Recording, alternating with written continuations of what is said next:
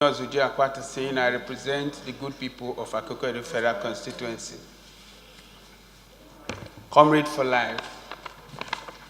Mr. Speaker, I rise to completely speak against this motion because I have found it very shameful in this country that from time to time we move motions, we urge government to do A, B, and C. They don't do anything, and we don't do any follow-up. Again, we are coming up with another motion, whereas we have just said here that Senate moved a similar motion and nothing happened. Why moving another motion when we have not been able to effectuate the earlier ones? That's step one. Now, I don't think that as a country, we should open our borders to the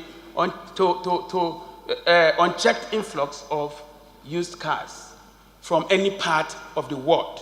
I don't see any country in the world that will open their borders for second-hand cars or other commodities to go into the country without limitation. It is completely unheard of.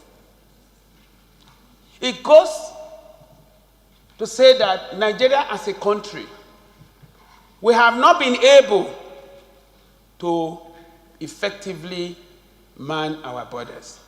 I agree that it is a very difficult task.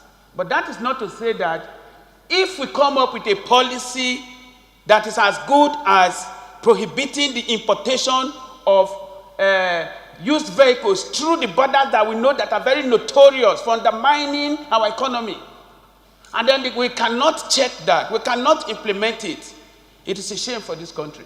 So rather than begin to talk about reopening the border at this point in time, I think that we should engage this government to tell us why we have Nigerian Customs Service.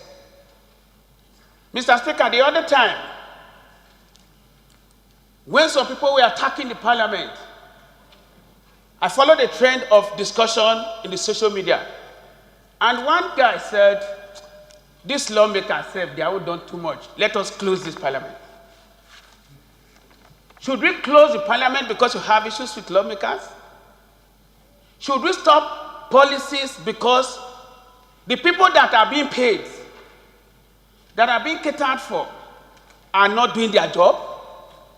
Shouldn't we question the head of Customs Services for the incompetence of the custom under his service? Should we not invite him to this house to tell us why the policy of government cannot be implemented rather than changing the policies? How many times are we going to be changing policies because we have not been able to effectuate such policies? I think it will make us look laughable. And so I'm of the opinion, sir, that this house should not ridicule itself by asking that we should change this policy. The policy is a good one. It protects our economy. It challenges us, to promote our local initiative. We have innocent in this country that is producing cars. And if you allow all sorts of cars to come in, who will ever buy innocent products?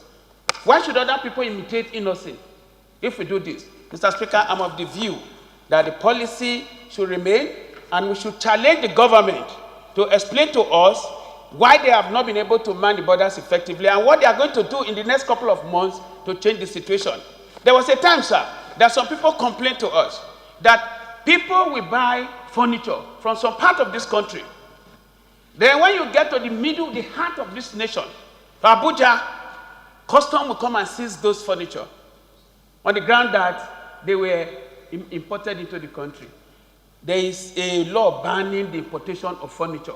Furniture passes through the border, passes from all the way from Lagos to Abuja, and you are arresting somebody in Abuja. Shouldn't we even take such custom people to psychiatric hospital for tests? It is very annoying. So, Mr. Speaker, I'm of the opinion that this is not necessary. We should find a way to get the government to do the needful to check excess importation of such goods into this country. And that in particular, policies that have been made to stop importation of harmful goods should be followed through by the government.